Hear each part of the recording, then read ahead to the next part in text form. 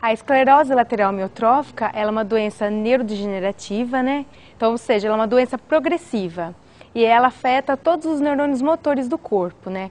Desde membros inferiores, superiores, cabeça, musculatura do pescoço, garganta, cordas vocais.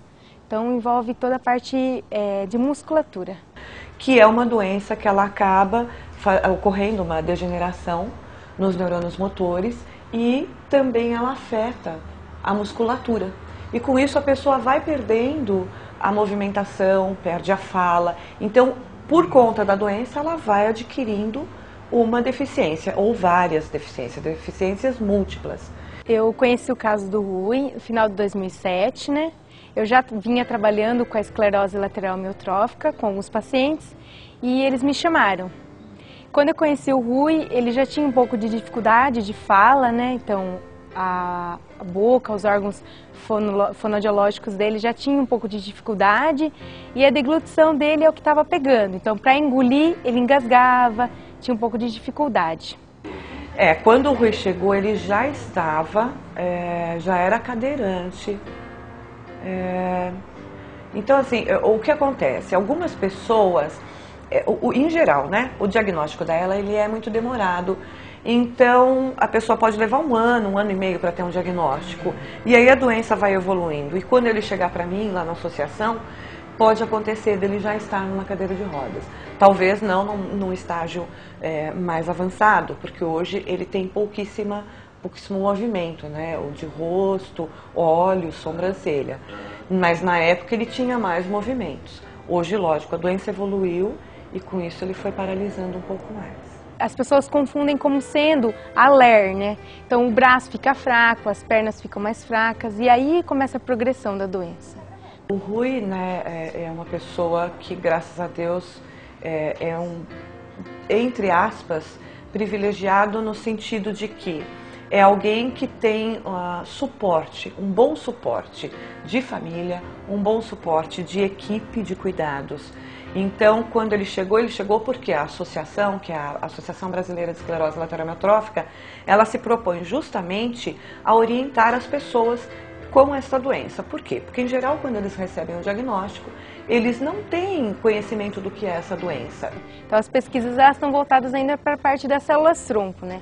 Mas ainda está em fase experimental, né? Então, ainda a gente não tem um prognóstico a favor dos pacientes com ela, né? Então, o Rui depende dos cuidados 24 horas. Então, para ir para o banheiro, para mudar a postura do corpo, para a elevação da perna, dobrar os braços. Então, o tempo todo, virar o pescoço, a cabeça. Então, é 24 horas alguém manuseando ele. Eu achei diferente, porque eu não tinha trabalhado com essa patologia dele ainda. Mas achei, assim, diferente, né? Que eu já havia trabalhado com outros tipos de patologia, excepcionais, outras doenças de neuro. O dele eu gostei, foi um desafio grande e estou superando esse desafio. Ele ajuda bastante a gente, ele também estudou bastante a doença dele, então a gente acompanha junto. Eu já atendi alguns pacientes com a ela e o Rui é diferente, né? Então, cada um é de um jeito diferente. O Rui, ele é um paciente, ele é muito interessado, então ele é uma pessoa que está o tempo todo antenada, ele está vendo o que está acontecendo na televisão, então ele é um paciente que você tem que estar o tempo todo procurando, buscando novas formas, buscando aperfeiçoamento, porque ele, na verdade, necessita disso. Então ele não é um paciente que trabalha em cima do que você traz, ele está buscando para fora outras coisas, então você tem que estar acabando tendo estar por dentro de tudo que está acontecendo, né, para adaptar com ele. O período da manhã entra uma das 6h30 ao meio-dia e meio e entra outra do meio-dia e meio às 6h30 da tarde, aí fica das 6h30 da tarde até 6h30 da manhã. Então durante o dia fazem 6 horas e à noite 12. E tem uma que é folguista. Ele é interessado, né? Ele é muito preocupado, então assim, ele quer saber o que está acontecendo com ele, né? Ele não é nem um pouco passivo. Apesar de ele estar num estágio passivo, ele é muito ativo. E ao longo dos anos a gente vem acompanhando o Rui, a doença vem evoluindo e com isso a gente vai dando caminhos, né? De que maneira o Rui e a família podem lidar melhor com essa situação. E aí hoje eu tive o prazer de vir visitar o Rui aqui.